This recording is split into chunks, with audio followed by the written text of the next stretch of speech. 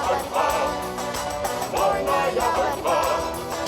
Это не решение, это судьба.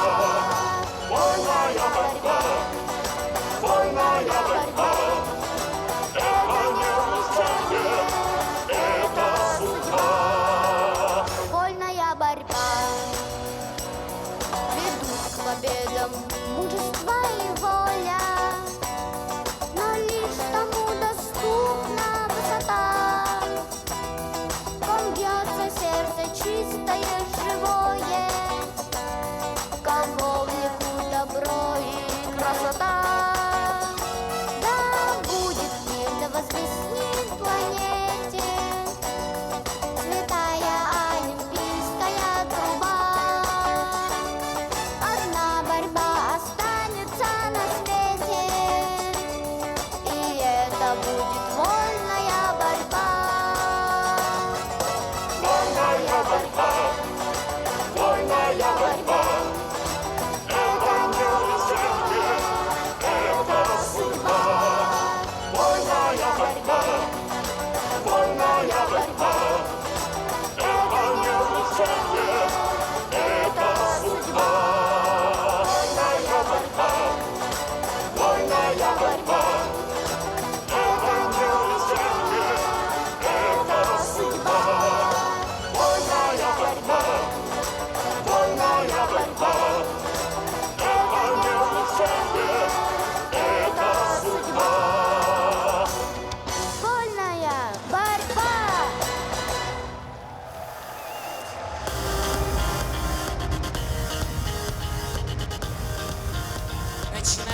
Да, перед вами выступил очень талантливый молодой исполнитель песен Баир Намбаров на гитаре. Исполнил песню «Вольная борьба». Solemn ceremony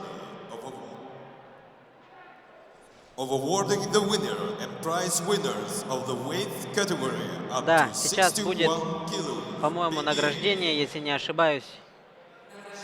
Да, награждение обладателей медалей весовой категории до 61 килограмма. Сейчас увидим, кто же стал обладателем медалей призовых. И тренера-победителя тоже увидим. Да, что тут интересно, да, каждый раз, да, организаторы привносят что-то новое, интересное. И награждение у нас будет не как обычно, да, над афишей, а прямо в центре, рядом с трибунами. Очень Сейчас мы, интересно. конечно же, это посмотрим, и вы это все оцените. Вот лауреаты Коркинского турнира в категории 61 килограммов. Да, сейчас увидим ребят, которые выйдут на пьедестал. Да, вот Очень интересно, да? пьедестал находится на центральной трибуне. Такое новшество. Бронзовые призеры данных состязаний — это Баир Баяндуев, Яков Павлов, серебряный призер Туменбилек Тувшин-Тулга, и чемпионом стал наш Александр Авелов. Да, очень интересный такой подход, если честно. На центральной трибуне награждают борцов. Ну, это, с одной стороны, очень хорошо, потому что наши вот зрители, которые пришли воочию посмотреть, могут увидеть, даже, наверное, потрогать, да, когда они пройдут, наших вот этих гостей и наших ребят. Наши телезрители удивлены, да? Да, можно сказать так. Да, и призеров награждает Сергей Васильевич Местников, заместитель председателя правительства, председатель оргкомитета турнира. Да, ну, Сергей Васильевич Местников, как должностное лицо именно правительства республики, курирует непосредственно вопросы Министерства по физической культуре и спорту. Поэтому мы его видим очень часто на спортивных мероприятиях. Да, и вот с медалями вручают сертификаты, да? Да, чемпионом 200 тысяч рублей. Наличными? Серебряный, получают, да, ну, я точно не знаю. Да, серебряным призером 100 тысяч и бронзовым призером по 75 тысяч. Да, очень красивая медаль, очень красивый диплом. Все эксклюзивные, да, Да. они медали не повторяются. 100% соответствующие международным требованиям, можно сказать. Да, там небольшая заминочка, да. Я вижу, что Туменбелегу дали 75 тысяч. Да, Это там, да, ошибочку небольшую допустили, но они исправят. И вот такой, да, интересный кубок с золотой борцовкой, очень интересный да, кубок. который будет украшать, безусловно, да, такой уголочек, да, в доме Александра Авелова. Будет вспоминать, да. Да, конечно же, поменяли Да, сертификат Тувшин-Тулги. сразу же маленькую такую ошибочку исправили. Но это не страшно, такое часто случается. И тренеру Будимиру Григорьевичу Яковлеву тоже Вручается. денежная премия Да, 50 тысяч 50 рублей. рублей. Труд тренера тоже должен оцениваться всегда. Да, это 100%, безусловно. Поздравляем мы да. Александра Авелова. Заслужил он вот эту награду, это признание своей борьбой, своим упорством, талантом. Да, и достаточно такой очень богатый на состав весовая категория. И пьедестал этому отвечает, можно Да. сказать. Александр Авелов, Туменбелек Тувшин-Тулга, Баир Баяндуев и Яков Павлов. Очень хороший такой состав. Азиатский пьедестал, скажем Да, так, да? азиатский пьедестал. Все представители и Бурятии, и Монголии, и Якутии.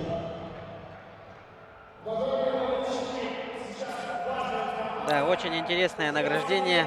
Я, если честно, в первый раз такое вижу. Ну, первый раз вообще, наверное, Да. в Якутии такое делается. Но, тем не менее, отдадим должное организаторам. Очень хорошо придумали. Оригинально. Да, Да, и вы видите большой экран наверху, прямо перед зрителями. Там не только, да, повторы показывают, там и порядок выхода на ковер борцов, что очень удобно. Вот такое обычно практикуется на Олимпийских играх, Да. и больших соревнованиях, будь чемпионат мира, Европы. Ну, а на международных турнирах вот такое я вижу впервые. и непосредственно тоже схватка, борьба тоже, наверное, по-моему, да, транслируется. Да. Очень удобно. Итак, сейчас, да, мы переносимся на категории 70 килограммов. Там нас ждет очень интересный финал с интересной предысторией. Да, все, Константин наверное, Капранов и Евгений Жербаев. Заголовок такой: матч-реванш, да? да, все, наверное, ждали этой схватки со вчерашнего дня, как стало известно имена финалистов. С красного угла у нас выходит Костя Капранов. Костя Капранов, Константин, наш капитан, Да. сборной Республики Саха-Якутия по вольной борьбе. Мощный парень, да. Да, под музыкальное такое хорошее сопровождение выходит каждый спортсмен. Очень интересно, очень хорошо. Я прям сижу в восторге, можно сказать. Да, мы еще раз напоминаем, что Константина этот год начался, да, с тяжелой травмы. В январе он получил тяжелую травму. Была операция, потом долгий период восстановления, и он уже в финале. А вот и Евгений Жербаев в окружении девиц, красавиц, да. Сразу решил пройти, да, но ему не дали, можно сказать. Тоже любимец местных болельщиков якутских. Да, и очень яркий сам по себе борец. Да. И как человек он очень приятный, очень улыбчивый, очень общительный. Ну и давайте остановимся, тем не менее, на схватке. Да. 6-минутная схватка впереди. Все держим кулаки за нашего капитана сборной, за нашего Константина Капранова.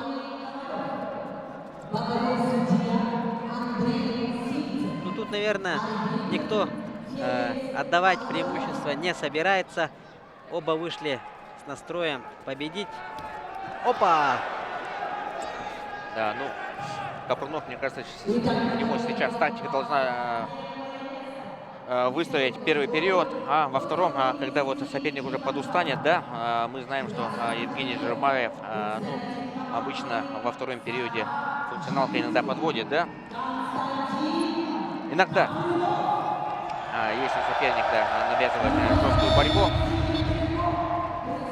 Да, очень волнительный момент.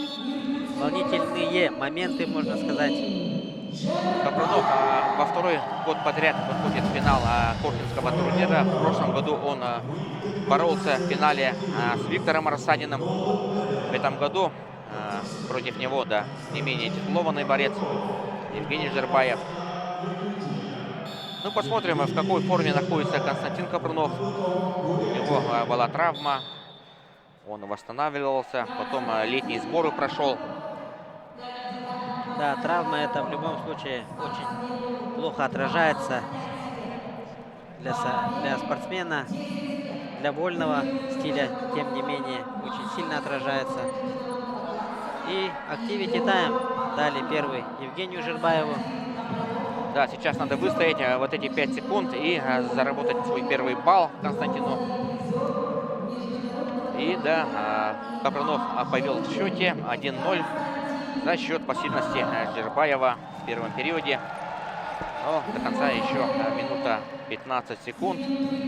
Время еще есть. Да, незаметно пролетели минута 46 секунд. Да, и все с очень волнением таким ждут каких-либо ярких и бескомпромиссных действий. Вот это опасное положение. Да. Тут уже надо не застаивать. Ну, очень много спортсменов в этом положении, наоборот, чувствуют себя снизу очень удобно, да. Такие спортсмены тоже бывают. Очень интересно тоже.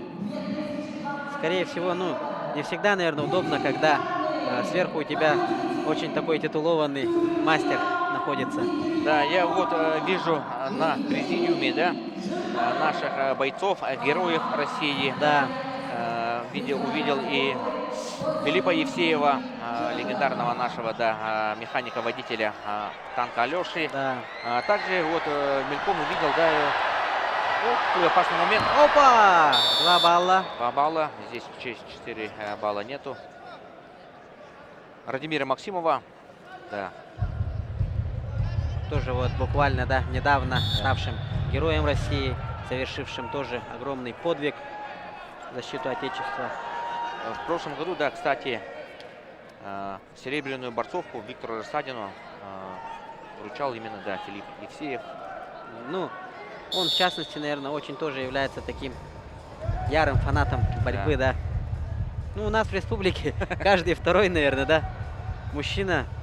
И даже женщины у нас очень много, кто болеет за борьбу. Но мужской пол практически 100%, наверное. Счет 2-1. В углу Капрунова его личный тренер Егор Пономарев и главный тренер сборной Вадим Семенов.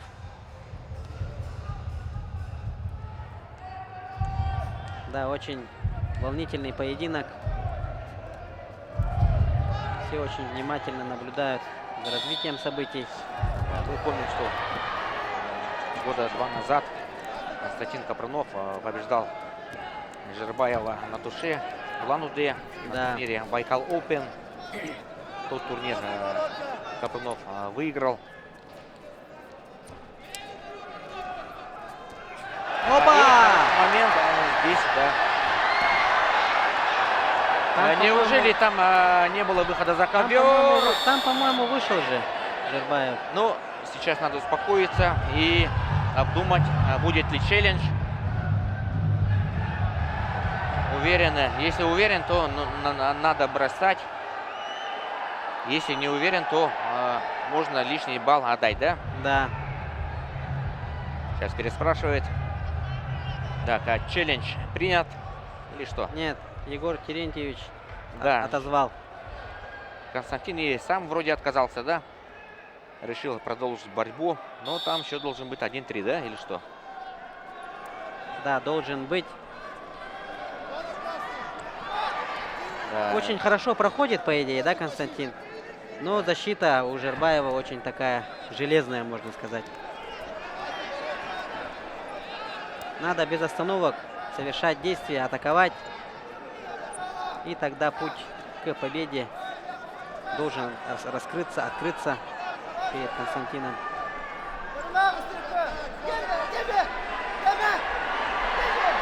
Да, Жербаев напрягает. Еще раз вытолкнул за ковер. Да, не дает ни минуты покоя, ни секунды покоя, скажем. Опа! Хорошо защищался Костя. Да, с функционалкой как раз таки у Жербаева очень хорошо складывается. Да, и очередной балл таким же приемом.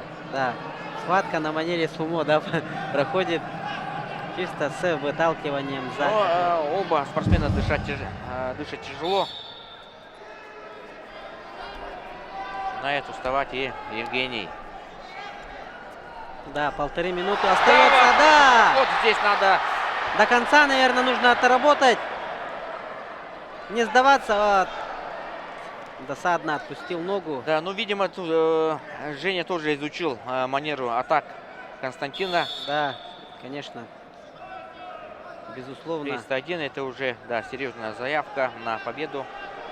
Напомним, Евгений Жербаев является 5-кратным чемпионом турниров Дмитрия Коркина. Больше только у нашего Виктора Рассадина. Который, к слову, тоже в финале сегодня будет Да, бороться. у него есть шанс увеличить. Тоже против молодого перспективного представителя Бурятии. И Иркутской области Александра Балтуева. Да, 40 секунд остается. Жербаев начинает убегать, за что и получает по первое устное предупреждение. Даже 4-бальный бросок пока нас не спасает.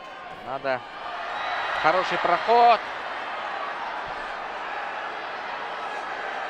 Но в этом положении, да, Жербаев себя очень хорошо всегда чувствует. Времени совсем мало остается. 20 секунд.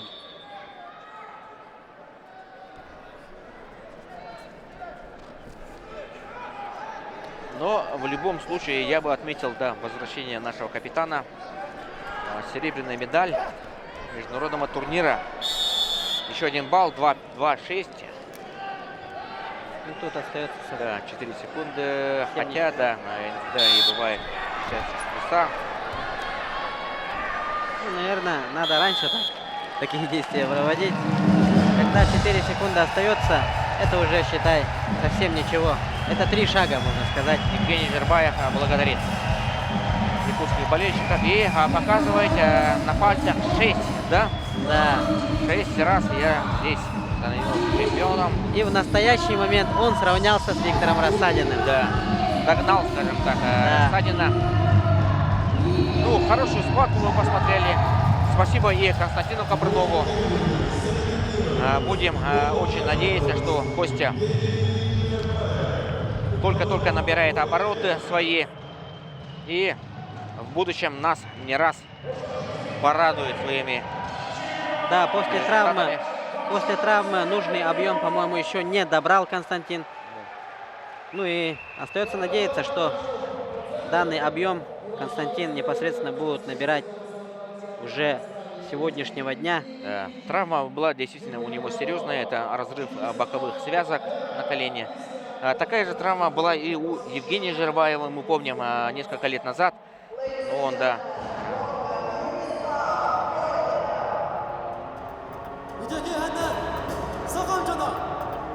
И да, выступает артист якутской эстрады Юрислав Вольдеров.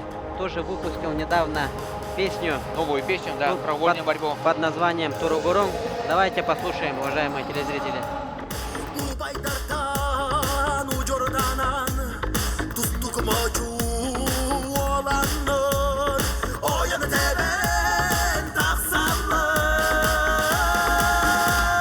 Sağlık serin çolu tuz tut dara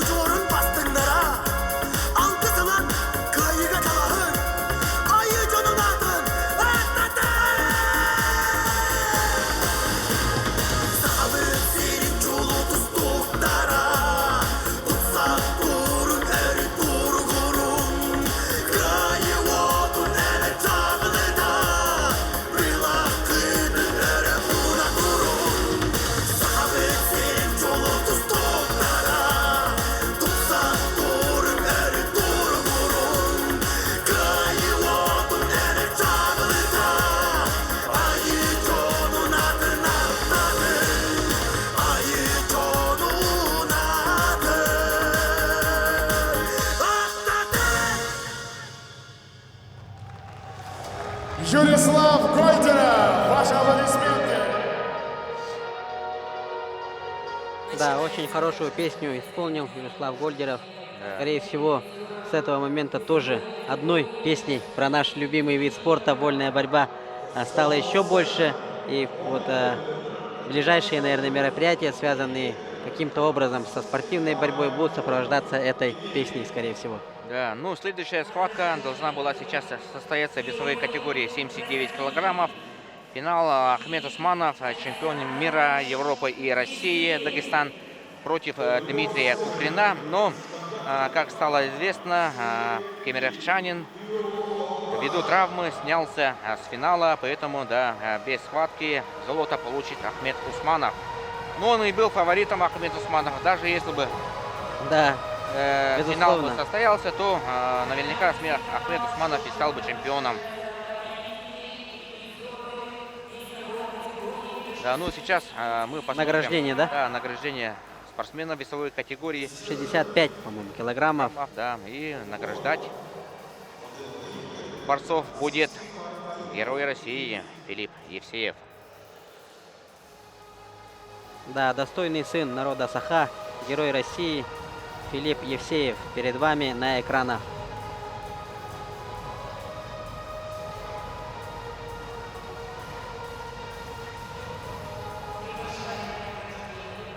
Да, после торжественной награды борцов весовой категории 65 килограммов на ковер выйдут весовая категория 86 килограммов, затем 92, соответственно, и 97 со 125. И после этого только в самом конце мы увидим самые яркие и долгожданные поединки нашего Льва Павлова с таким здоровым, да, атлетичным монголом Да. Мунх Эрдене Батхуяк и Виктора Растадина с не менее перспективным спортсменом из Республики Бурятия Александром Балтуевым. Да, сразу всех ребят позвали, да, на пьедестал. Да. Да, тут тоже очень интересный пьедестал. Да, Базгаджи Магомедов, Чаян Монгош, Виктор Жербаев, это родной братик Евгения Жербаева, а также Улукбек Жалдошбеков, Республика Кыргызстан. да, тоже очень такой солидный состав пьедестала весовой категории 65 килограммов.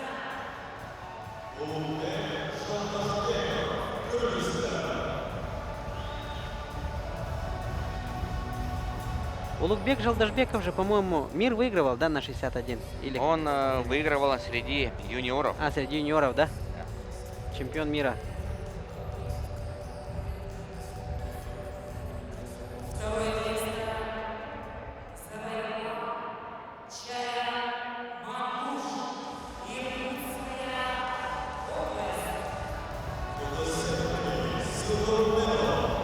Да, мы, конечно же, благодарим и команду Республики Тыва, и Бурятии, наших соседей. Да, и они традиционно всегда приезжают большой делегацией на наши турниры в Якутск. Очень хорошие дружеские отношения с этими братскими республиками. И наши борцы часто ездят в Бурятию и Туву.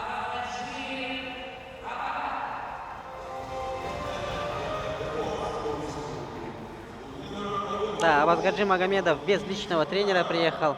Секундировали тут друг другу, да, можно сказать, сокомандники Ахмед Усманов и Абазгаджи Магомедов.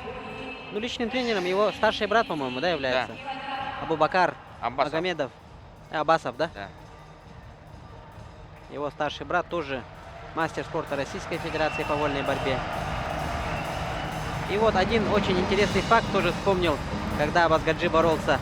В 2014 году в данном зале проходило первенство Российской Федерации, да, в котором наши ребята очень удачно выступили. И в весовой категории 54 килограмма Абазгаджи Магомедов стал чемпионом первенства России. В финале с ним боролся наш земляк, уроженец Верхоянского района, бронзовый призер первенства Европы Егор Слепцов. Да. В той схватке в полуфинальной Егор Слепцов одолел олимпийского чемпиона, действующего Разамбека Жамалова, буквально на последних секундах прошел в 2 ноги и совершил 5-бальный бросок. Тем самым вышел в финал, уступил Абазгаджи Магомедову. Соответственно, Абазгаджи Магомедов поехал на мир, а Егор Слепцов на Европу. Так, ну Ахмеда Усманова все-таки пригласили на центр ковра. Или что, поединок может быть даже состоится, да, или... Синего зашел же. Когда... нет, красный. Да, красный. Ахмед Усманов, чемпион мира, чемпион Европы, чемпион России в категории 79 килограммов. Республика Дагестан. Да, очень именитый спортсмен. Ну тут сразу объявление, да, по-моему? Да. Ввиду травмы Дмитрия Куприна из Кемерово. Да. Да. И второе золото Коркинского турнира уезжает В копилку сборной Дагестана, да. У них 5 финалистов, уже 2 победы. Впереди еще, да, в тяжелых весах. Там есть в категории 125 Шамиль. Мусаев. Мусаев, да, 92 килограмма Магомед Тахир Ханиев, а также 97 килограммов. Кто был?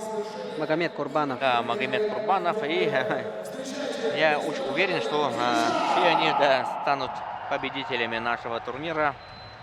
Выступают в финалах фаворитами. Пятером приехать и в пятером уехать с золотыми наградами, это очень многого значит. Это уровень, да? Да. И перед вами тоже известный артист якутской эстрады, любимец публики Кид Джа. И сейчас тоже он споет песню из своего репертуара. Давайте послушаем, уважаемые телезрители.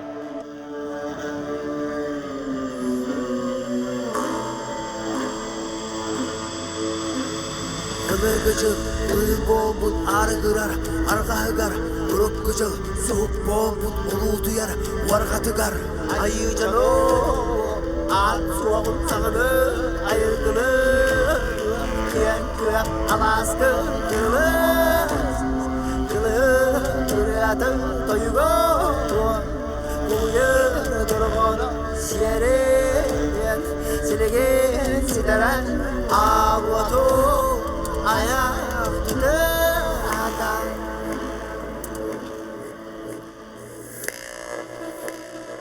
Aldı sağlıklarını, saka pamuk sargıtını, sanatını, salay salah, koran uran kız. Sorgutunu, tuğumunu, tuhalanırı. Iras kallanır sunugar, donanıl butulon kotugar. Öbüga ipik verağından, dörtte törür törağından. Dörtte ügahine mıkkın geldiği, dörtte ügahine mıkkın geldiği. Alttan sendere sirke annem, alttan sendere sirke annem. Kalktan temeli tayan, koygar mostağı kolmuyan. Sıspay selleri sihirdan, tabakıldan tayanan. Kara dörttan, as bulan. Gökbal boktan, ay boktan, karın günün bıhanan, kalta sirke canı boğulan, ırağından ırdanan, dayası darı dayıqalanan, sorunan tuğran solullanan, sorbatı sayılanan. Kendilemen hirderine, kundaramınan tulalanan, göl önüz öptükten, arı siye kıdıllar, ulu doyunu kullara, kallar daktarı baygına. Sakın ar, ayır gidelim. Sakın ar, ayırlı sidime. Sakın var,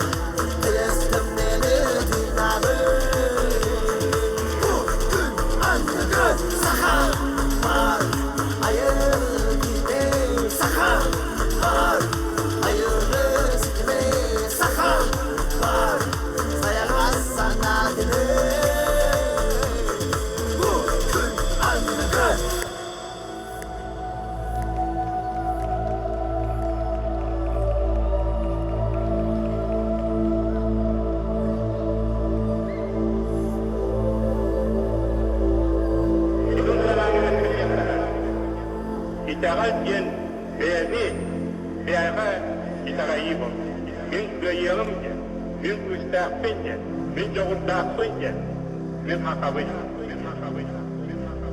뭐가 트위스터 이따가 한지티 이제가 이따가 리가르바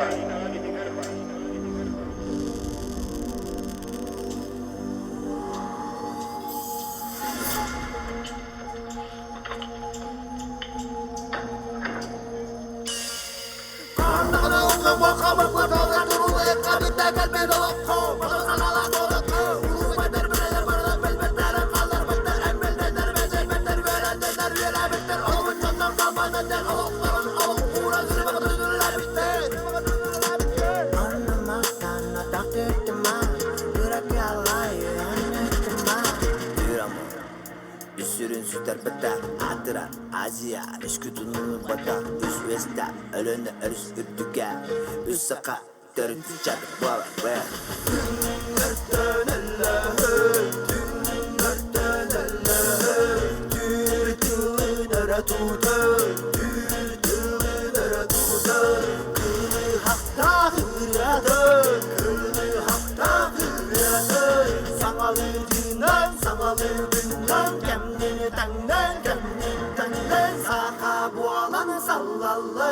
Sirin waktu jahanan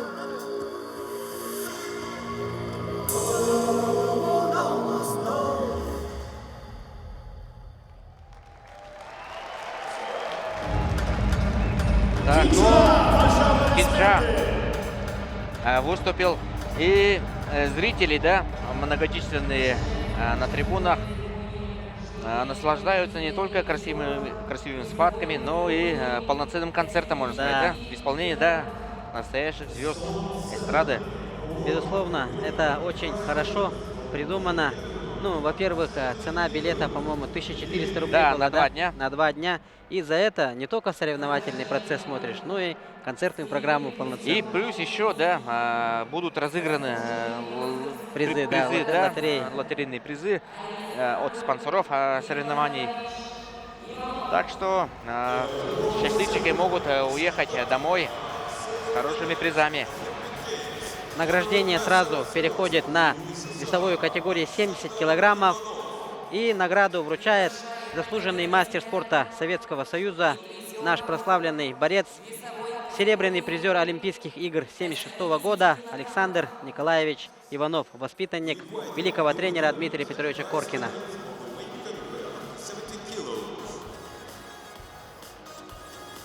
Александр Иванов.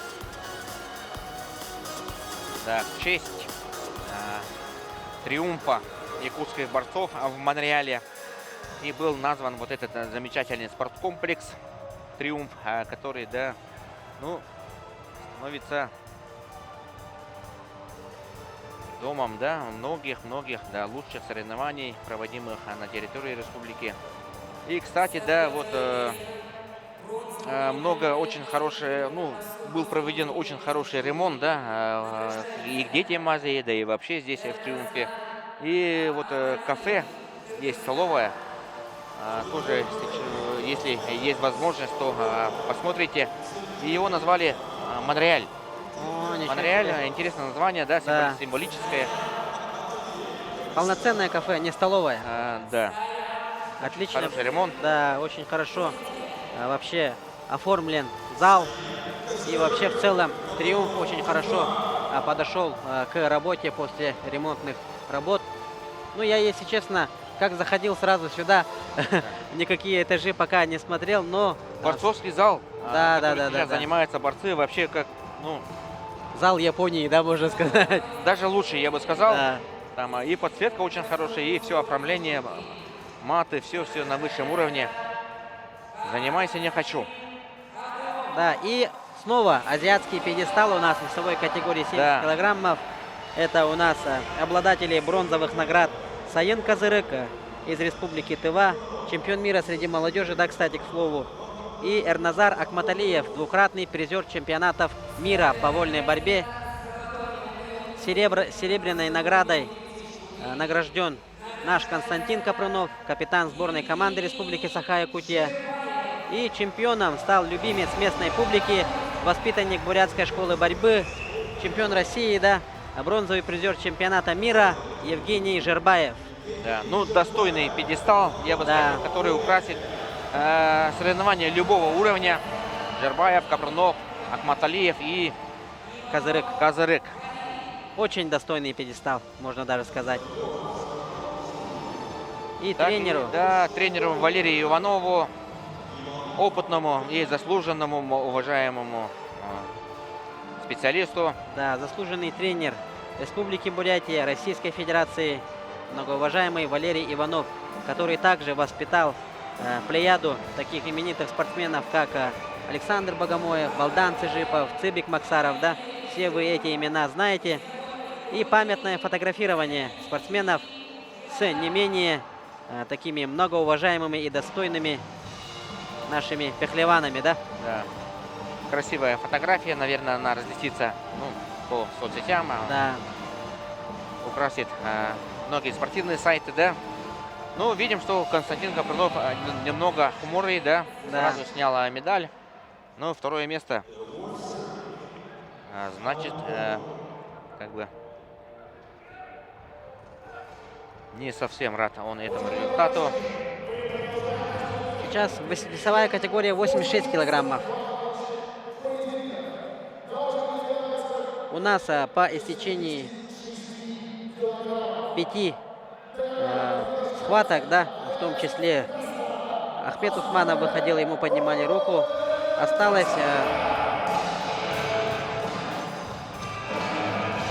8 схваток до завершения вечерней программы. И перед вами сейчас выйдут два представителя Красноярской школы борьбы, именно школы борьбы имени Миндиашвили, да, Академии Миндиашвили. Это Азрет Улембашев перед вами с красного угла. И с синего выйдет Дмитрий Зайнединов, тоже постоянный гость наших соревнований. Красноярский финал на ковре Кортмутского турнира в Якутске. Да, Азрету надо проходить на ковер. Да, немного не понял, да? Концепцию данных этих действий. Да. Ну, любой финал, спортсмены волнуются, все внимание приковано к их персоне. И да, приглашается Дмитрий Зайнединов, миллионер из 2022 года, да? Ну, напомним, также вчера напоминали о том, что Дмитрий Зайнединов в 2022 году стал победителем всероссийских соревнований в память Александра Крылова. И по итогам соревнований сложилась такая хорошая традиция собрать 1 000 000 рублей от друзей Александра Крылова, да? Собрали нужную сумму и методом лотереи, Лотерея чемпионов, вытягивания, да, жребия, Дмитрий Зайнединов стал обладателем 1 000 000 рублей наличными. В 22 году, по-моему, был учрежден, да? Да. Этот приз. И первый миллионер, можно сказать, данных соревнований. Да, и схватка начинается. Азрет Улембашев и Дмитрий Зайнединов. Ну, ребята тоже друг друга очень хорошо, вполне всего знают. Ну, вместе тренируются. Да. Тоже не менее знаменитая школа борьбы красноярская, где подтачивал свои навыки мастерства также наш заслуженный мастер спорта Виктор Николаевич Лебедев.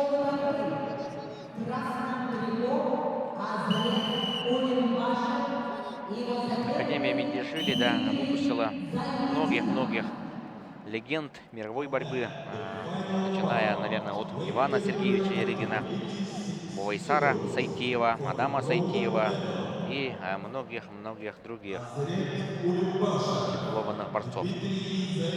Да, вот иногда в социальных сетях сталкиваюсь с видеонарезками тренировок и схваток легендарных борцов Сайтиевых.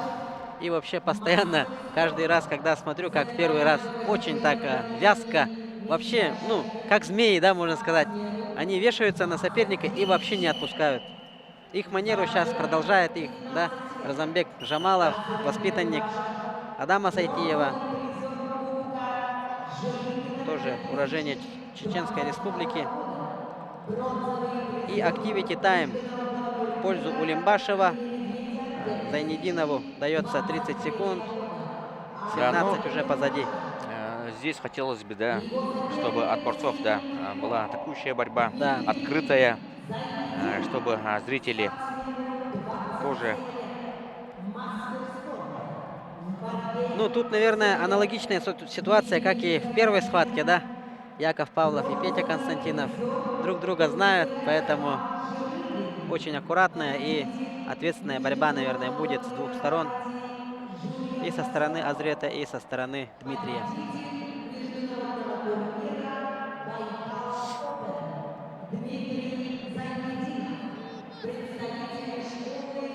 Дмитрий Зайнидинов, ко всему прочему, крепкий среднячок в данной весовой категории, Да. да? И в 86, и в 79. Да, на российском уровне, скажем так. Да, на российском уровне крепкий среднячок.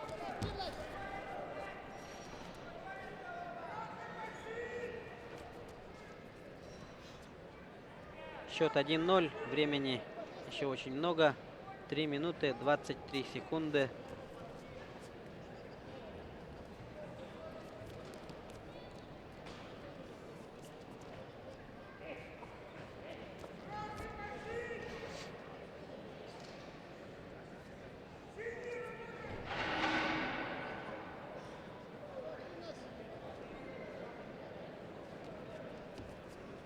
Так, первый период.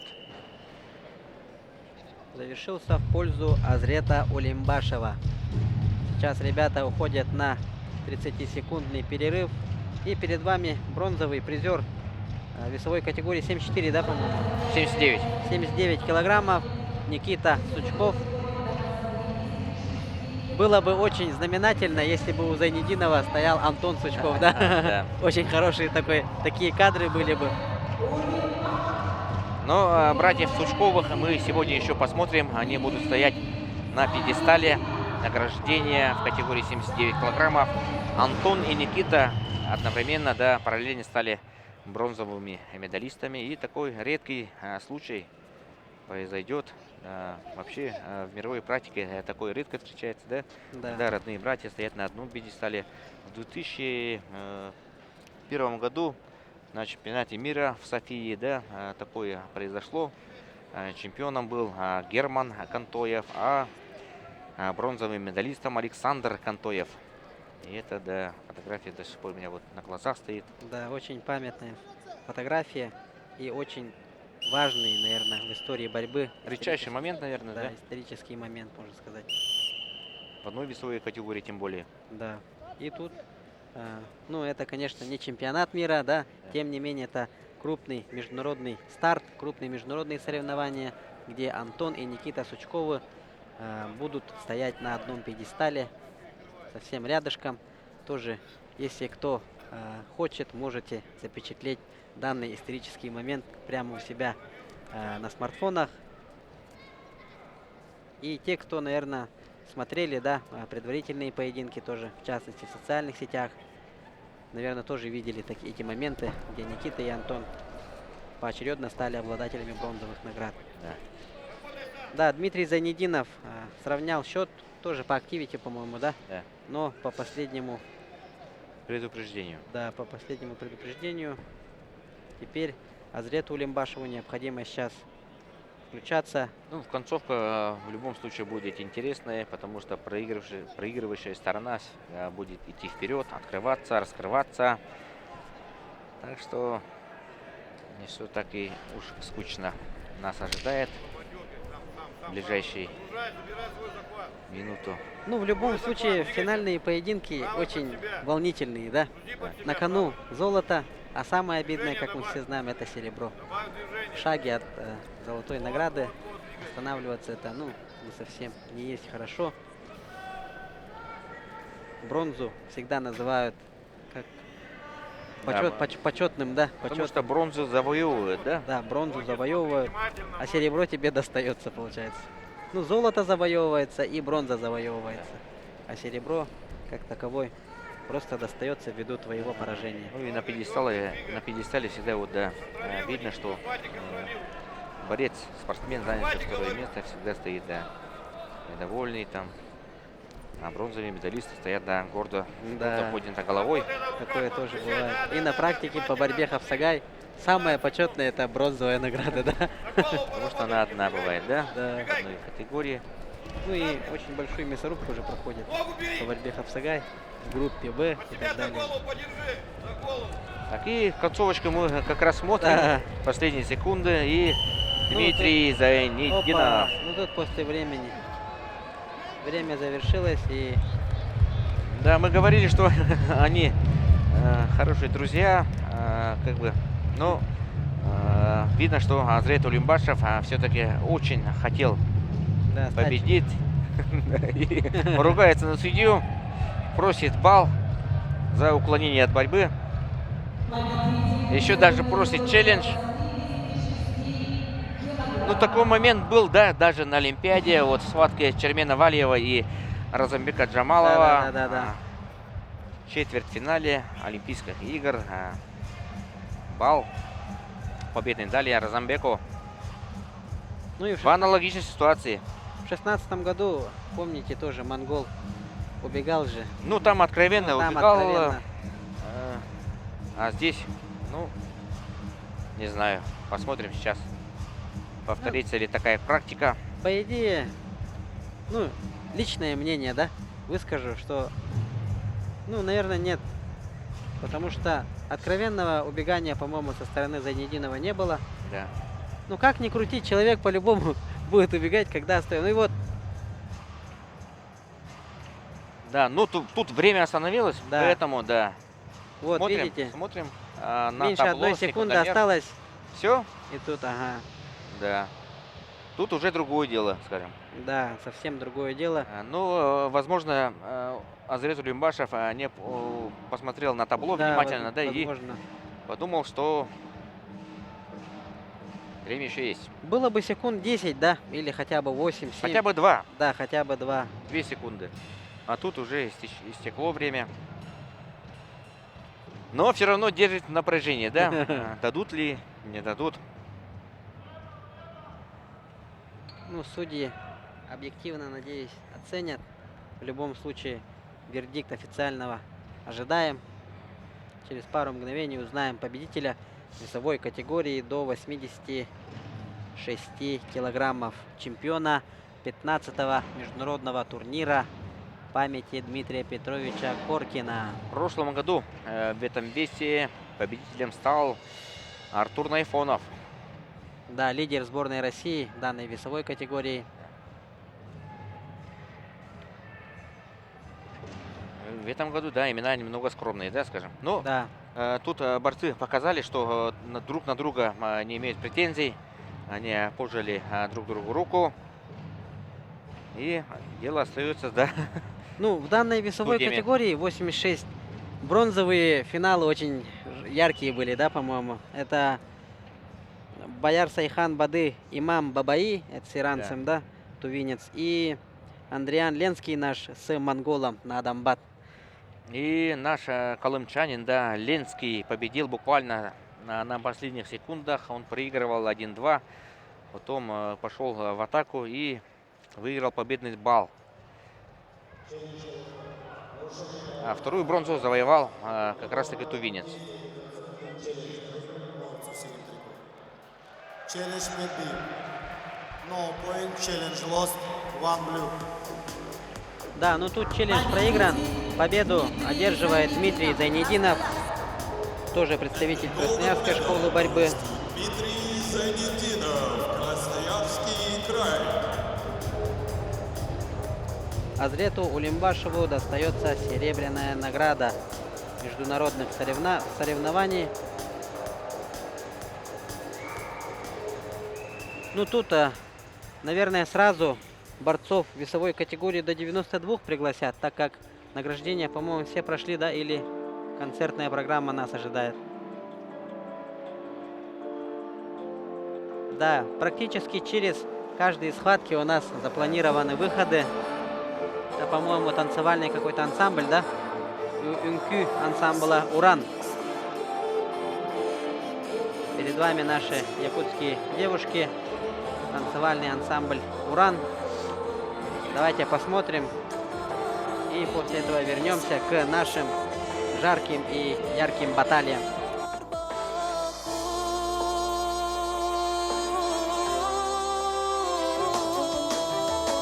Iragınan ıllı ıllı ılsı harga sorulmakın Budayduga ergi bekkin ne dihen de cilli bekkin Iragınan ıllı ıllı ılsı harga sorulmakın Budayduga ergi bekkin ne dihen de cilli bekkin Edihen de denli bekkin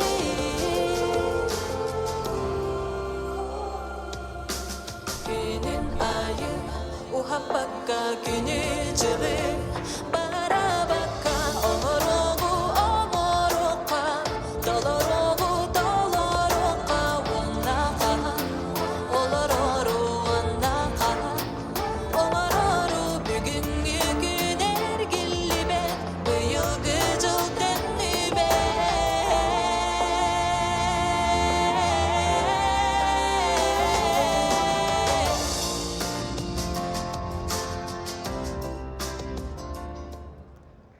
Дорогие друзья, еще раз поприветствуем почетных гостей.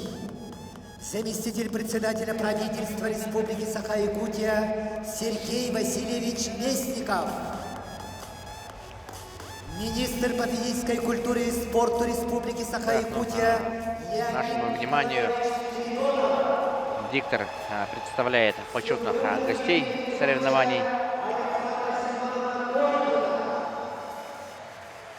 Олимпийский чемпион, заслуженный мастер спорта СССР, народный депутат Республики Саха-Якутия Павел Павлович Пенигин. Серебряный призер Олимпийских игр. Павел заслуженный Пенигин, мастер спорта олимпийский чемпион, рядом с супругой Дмитрия Петровича Коркина, Александрой Семеновной Коркиной, Александр Николаевич Иванов. Здесь и Виктор Николаевич Лебедев, двукратный чемпион мира. Мы видим и Ивана Белелупского, Василия Гоголева, супругу Романа Дмитриева, Антонину Сапроновну Дмитриеву и многих других. Да, очень такой солидный президиум, можно сказать, международных соревнований. Все яркие представители нашего народа собрались в одном президиуме. Ну вот, представили, и сейчас идем далее.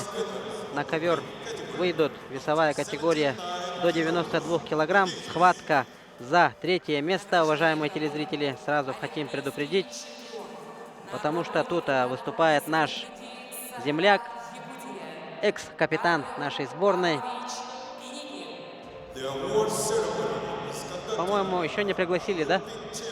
Ну, заранее объявим, что выйдут на ковер Нюргун Сергин с красного угла и его соперник с синего угла, представитель Республики Бурятия Кирилл Эрхитуев.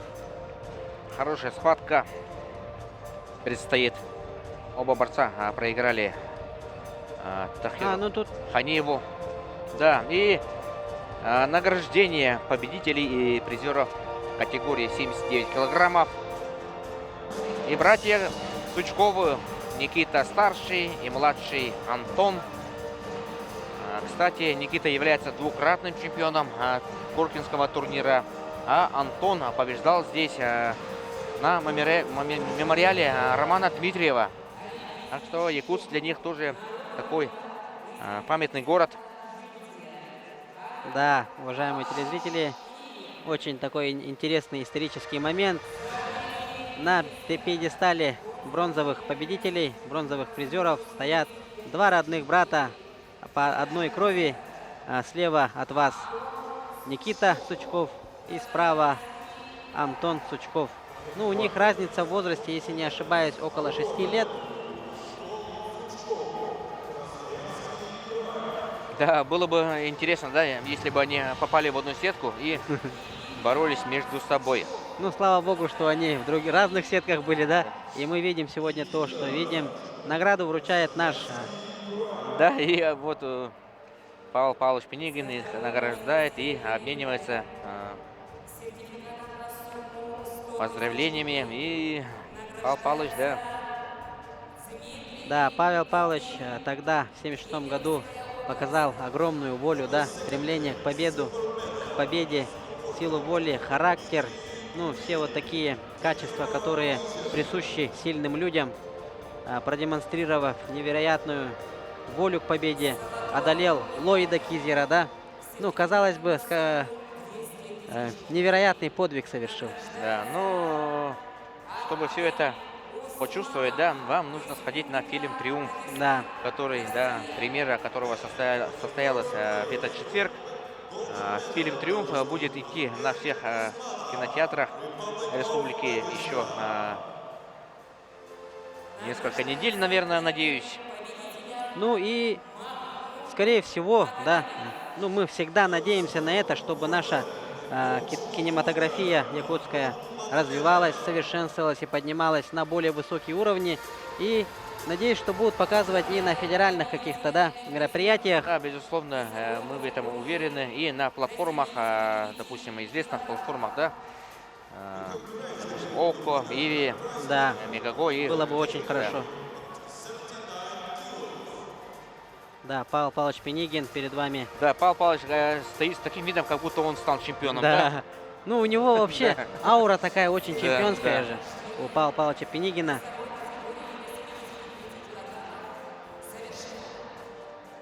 Павел Павлович Пенигин ныне является народным депутатом Республики Саха-Якутия, Госсобрания Илтумен. Уважаемый в республике человек не только по линии спорта, но и по политическому направлению, можно сказать. Идем дальше. Ну, надеюсь, сейчас-то пригласят, наверное, Нюргуна Сергина и Кирилла Архитуева. И слово Гиви Талквадзе.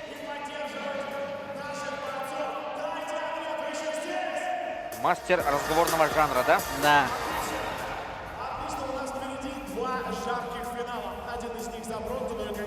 Обладает очень хорошим ораторским искусством. Гиви. Ну, это его хлеб. Да. Бронзового финала весовой категории до 92 килограммов. Да, и приглашают Борец спортсменов красно, Юргун весовой категории 92 килограммов. Нюргун Сергин перед вами сейчас на экранах появится. Ну, тут уже без сопровождения прекрасной половины, да, человечества, можно сказать. Еще раз хотим предупредить вас, уважаемые телезрители, схватка за бронзовую награду. Оказывается, они просто, да, вышли Да. без сопровождения. Сопровождение только на финальные поединки, оказывается. Нюргун Сергин и Кирилл Эрхитуев. Бурятский молодой вольник, мастер национальной борьбы Бухей Барилдан. Ну, Кирилл Эрхитуев вообще в целом по всем направлениям спортивной борьбы, это включая и сумо, борьбу национальную бурятов Бухей Барилдан, по пляжной борьбе также выступал, и вот по вольной борьбе тоже очень так ярко Борец выступает. от мозга до костей, да? Да. Ну а наш Нюргун Сергин, мы его прекрасно знаем. Долгое время он выступал в роли капитана сборной республики. Эту честь Да, он это получил, огромная честь. да, на общем собрании. Прямо ребята, спортсмены, команда сами предложили его кандидатуру. Ну, он и с честью и достоинством носил капитанскую повязку, скажем, да?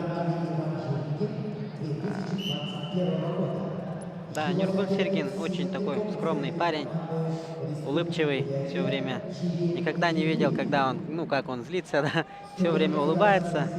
Очень серьезный такой молодой человек. Очень долгое время, кстати, проживал в Северной Осетии, Алании, да, по-моему? И, да и сейчас, если не ошибаюсь, он, Он там да, живет, да? проводит сборы. Ага. под руководством Магомеда Казбековича Казбека Дедикаева, да?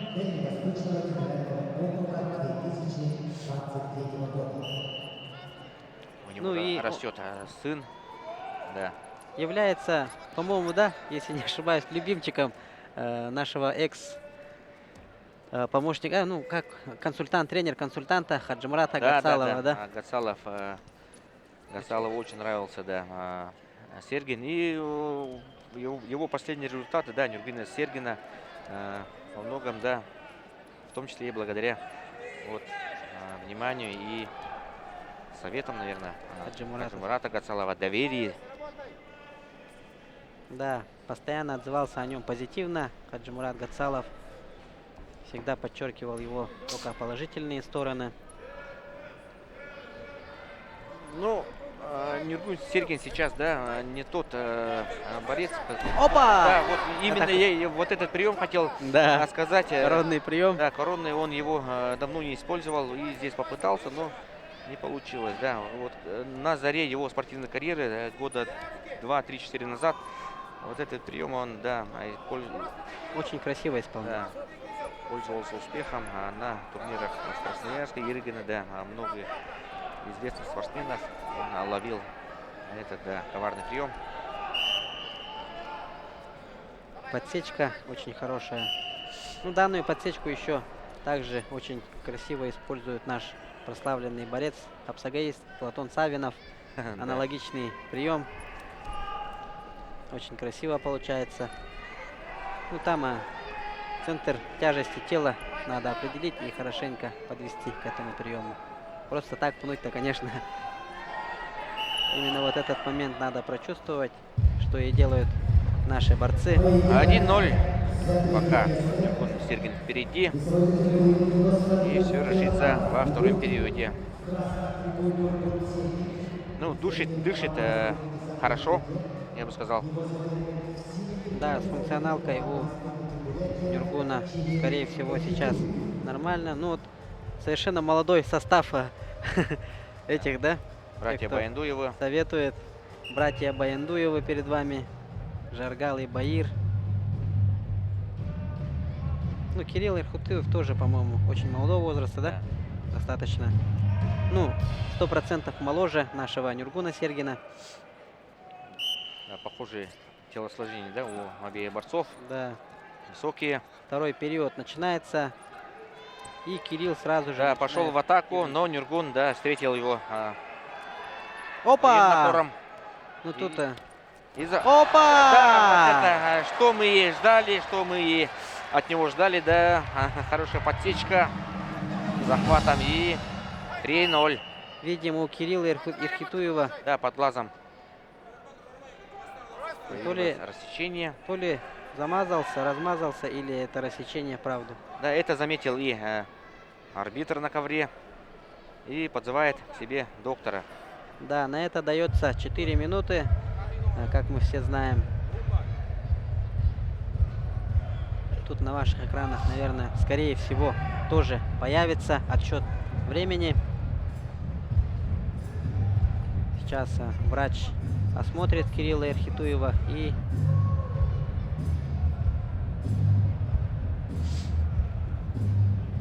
в каком моменте это произошло, мы что-то... Да, по-моему, рассечение, да?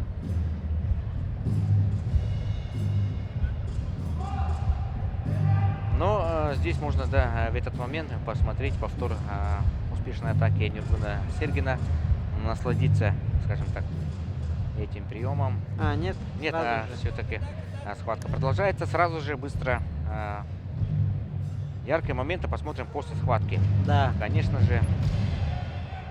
Остается 2,5 минуты. Счет 3-0. Сейчас Кирилл Ирхитуев будет навязывать свою. Опа! Отлично. Надо забегать Нюргуну Сергину. Что он и пытается делать. Да, надо подхватить правую ногу Кирилла во время... Ну, тут уже Кирилл очень хорошо отзащищался.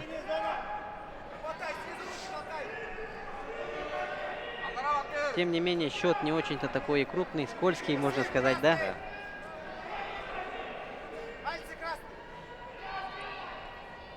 Нюргуну нельзя сбавлять темп, нельзя сбавлять обороты. Вот Кирилл Эрхитуев Берет захват. бросковый такой захват берет. Тут надо быть внимательным Нюргуну. Нюргун Сергин все понимает, чувствует своего соперника. Да, ну, не надо давать пространство сопернику все время, да, в плотно держаться. 1,5 минуты остается до завершения схватки за бронзовую медаль.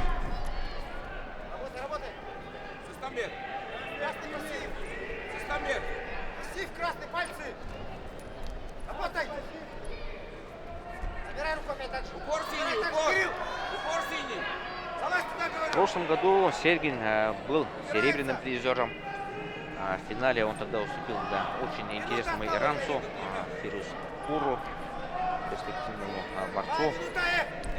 А в этот раз борется за бронзу, и пока что у него получается, будем громко говорить, остается 45 секунд. Да, 45 секунд это очень много. И очень мало, да? Проигрывающему борцу это очень мало, всего 45 секунд.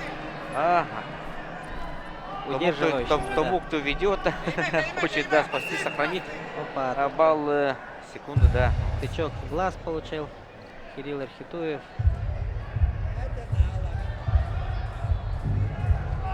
Ну, не стоит забывать, что вольная борьба это очень контактный вид спорта. Тут и рассечение, и столкновение лбами, головами, колено может к тебе прилететь, да? И тут очень много травм тоже бывает. Поэтому надо быть друг к другу относиться. Да. Сперва, да, получил повреждение над правым глазом, теперь над левым. Сейчас над левым остались, как говорится, ухо, горло, нос. И Опа! Нюргун Сергин! Ух ты, ну... Опа! Второй! Опа! Ну, сейчас надо как бы не заиграться. Да. Остается 10 секунд. Нюргуну нужно сейчас постараться забежать за спину Кирилла. И арбитр ковра дает сигнал стойки. 6 секунд всего. Ну, 7 секунд, да. Да, ну сейчас Кирилл будет пытаться. Сергей не даст.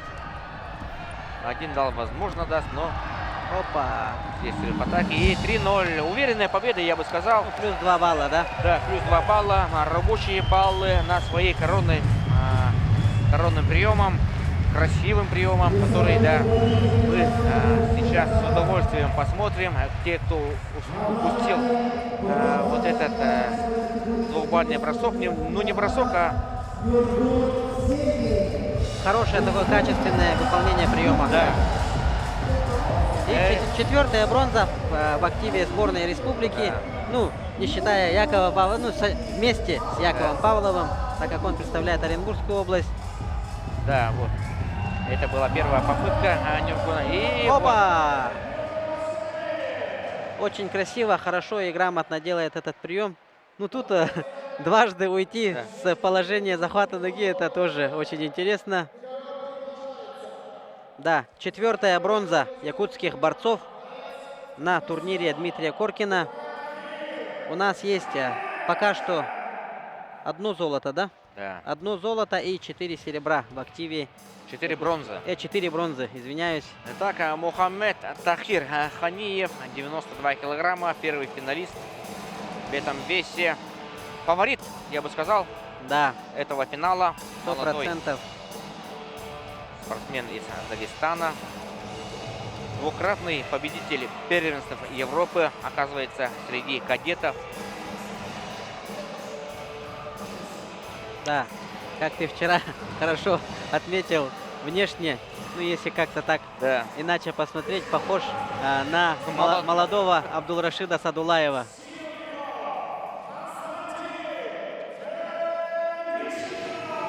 И соперник его Константин Пшеничников. Представляющий Кемерово, да? Да. Кемеровскую область. Очень неудобный спортсмен.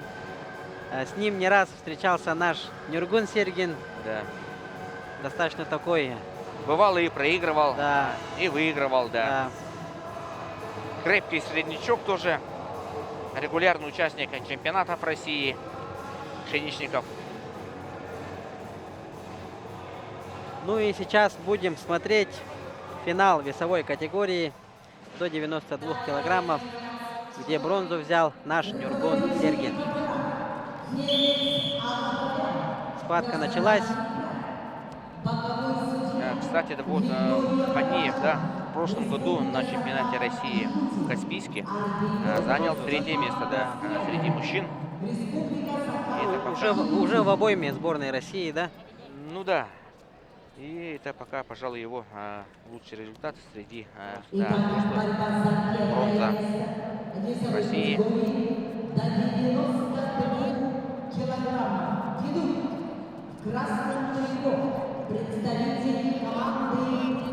Ну, я от него ждал такого прорыва, скажем, но пока чуть-чуть задержался, да? Задержался. Будем наблюдать за интересным парнем Ханеевым.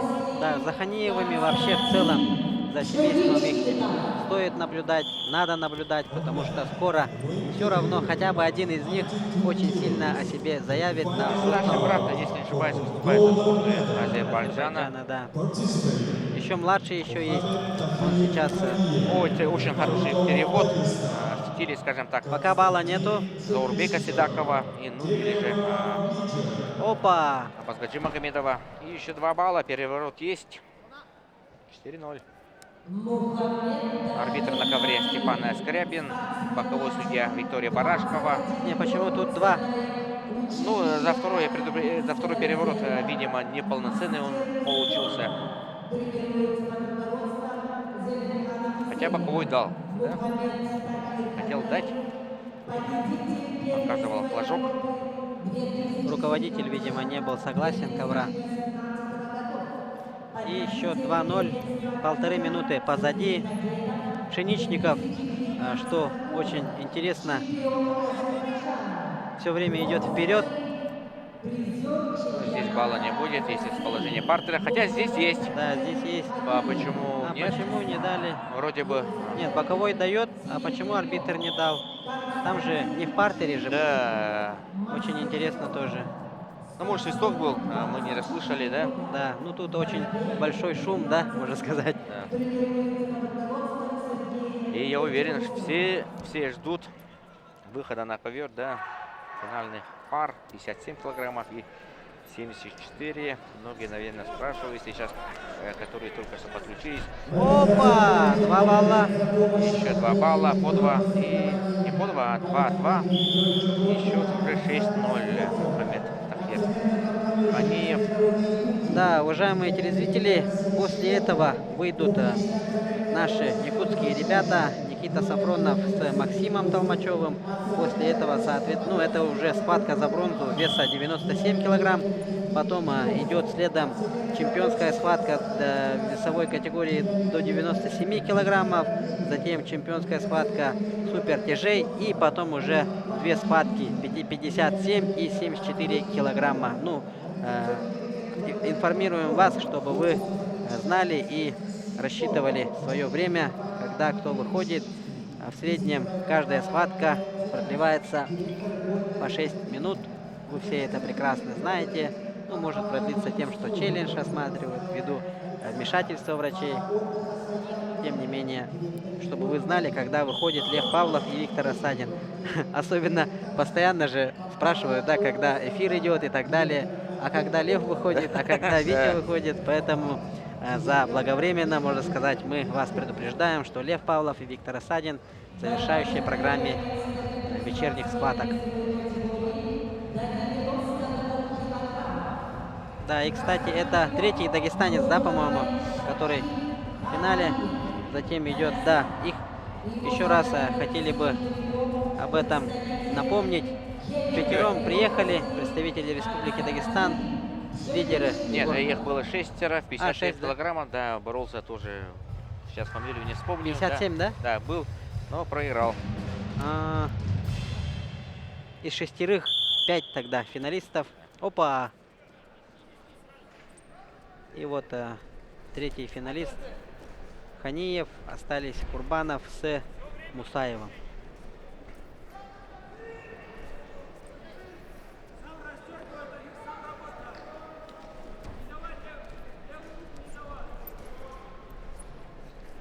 времени, как говорится, еще много. Счет 4-0. А почему 4-0? По-моему, на табло 6-0 высвечивалось же. Или что-то поменяли. Да, там не засчитали. 2 балла. Ну ничего.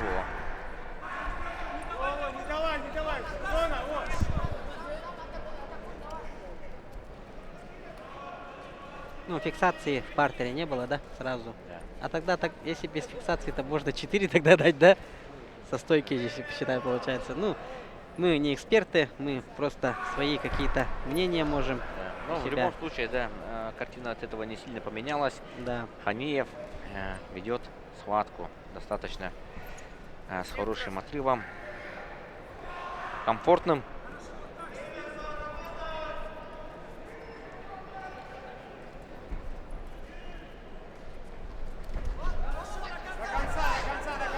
Ох ты! Опа! Здесь будет 4 балла. 4 балла, оценка плюс 2. А, нет, тут 2 не отдадут, наверное.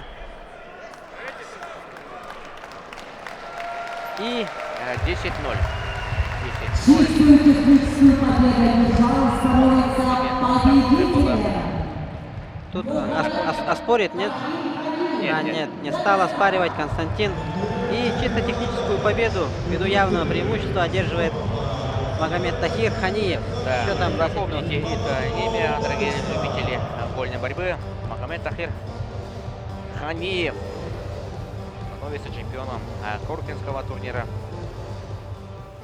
Отличный переворот, да, это в стиле Заурбека Седакова. Здесь еще был, да, такой хороший момент. Здесь накат был.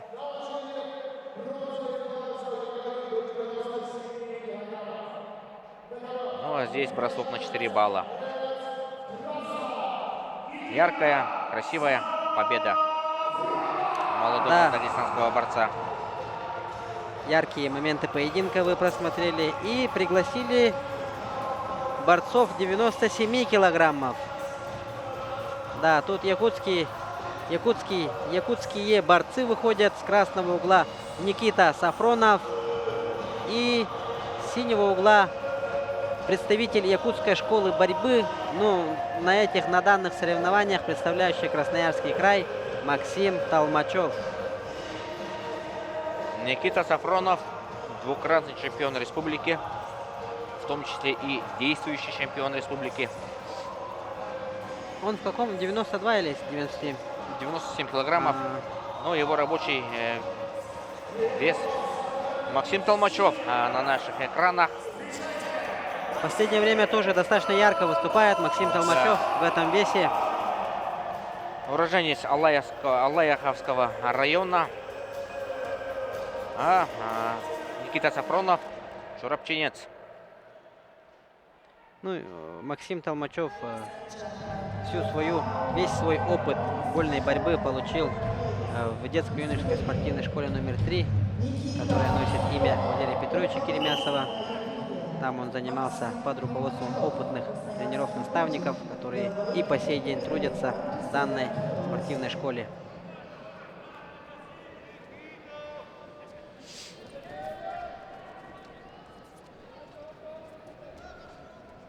Да, вот эти ребята тоже друг друга очень хорошо знают.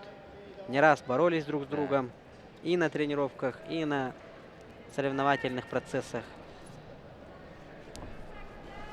Честно сказать, я бы не взялся за прогноз, кто победит в этой схватке. Тут шанс 50 на 50. Может, кто-то со мной поспорит, но пока так. Будет равная борьба, безусловно.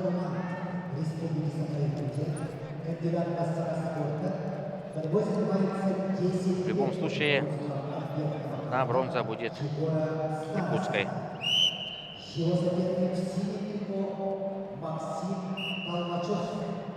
В категории 125 килограммов бронзовый финал состоялся сегодня днем после обеда. И третье место тогда занял Никита Хабаров. Наша Момская скала. Что-то Активных действий совсем нету. Ну тут предупреждать будут сейчас Никиту Сафронова. И сразу activity time 30 секунд. Дается Никите Сафронову для проведения какого-либо действия. Ну, Максим Толмачев с детства вообще такой рослый, да, был? Да. И сразу было видно, Всегда был мощным, Да. всегда боролся в тяжелых весах. Ну, тем не менее, спасибо, что не в 125, да, можно сказать. Ну, он не Борется. поднимался на 125. А, да? Да, было время. Но сейчас видим, что очень сильно посушился, да. Мгм. И на 92 спускался, и на 125 тоже боролся. Сейчас мы видим, что он борется на 97 килограммов. Ну, Никита- достаточно такой мощный Да. борец. Никита Сафронов, да, на официальных стартах обычно выступает в категории 92 килограммов, да. Ну, по крайней мере, до этого выступал.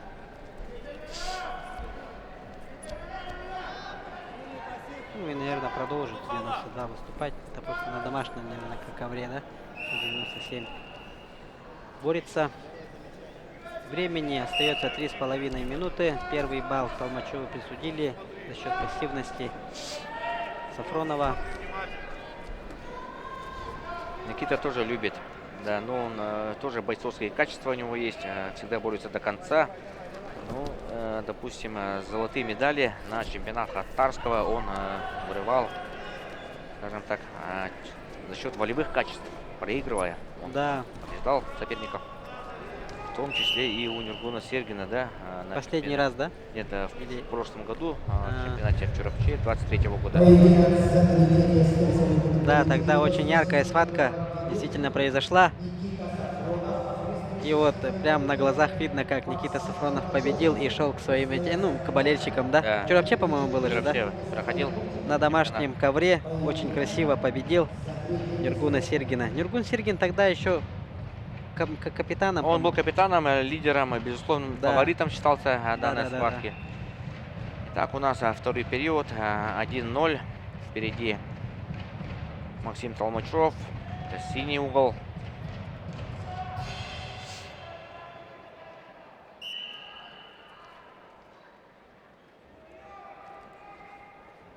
Что интересно, Максим Толмачев хоть и свое, самый осознанный период своей жизни и детство, и юность провел в Якутске, да, в республике в целом, не очень так и хорошо понимает на якутском. Ну, понимает, но не говорит так стопроцентно.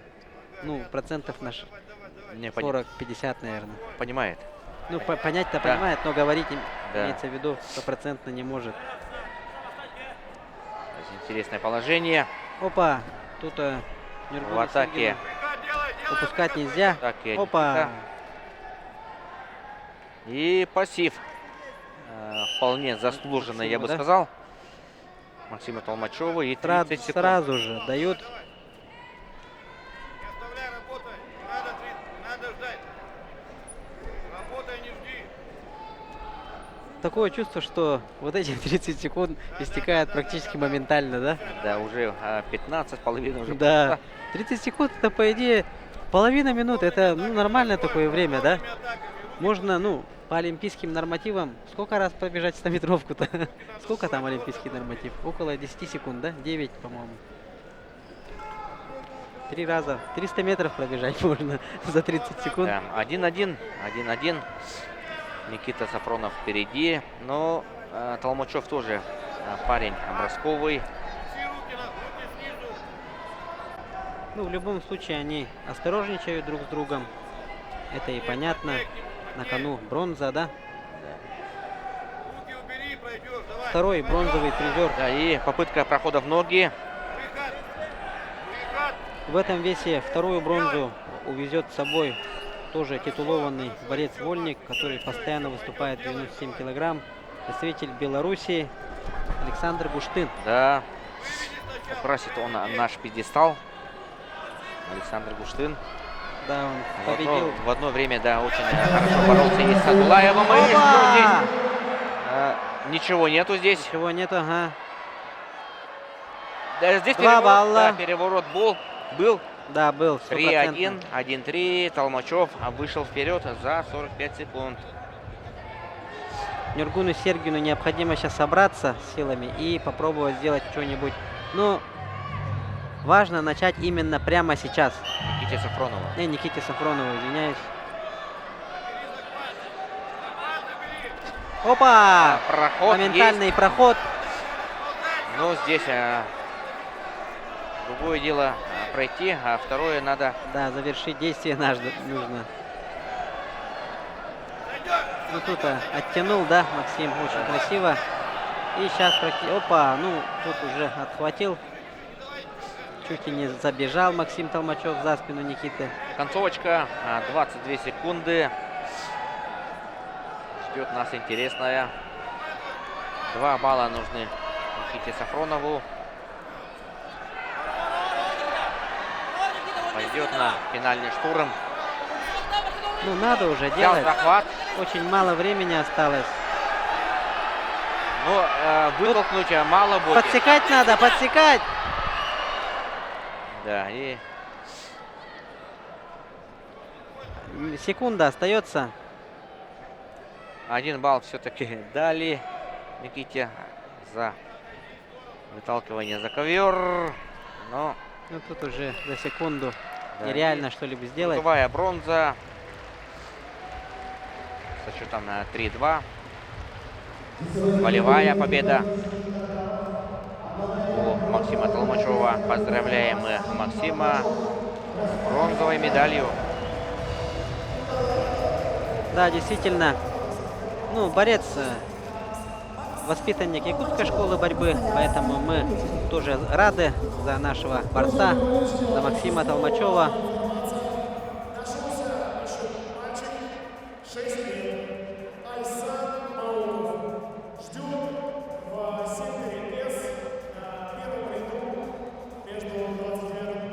Вы увидите яркие моменты, которые прошли в данной схватке за бронзу весовой категории до 97 килограммов. И, ну, как вы уже поняли, в пьедестале обладателями бронзовых наград станут Александр Гуштын и Максим Толмачев.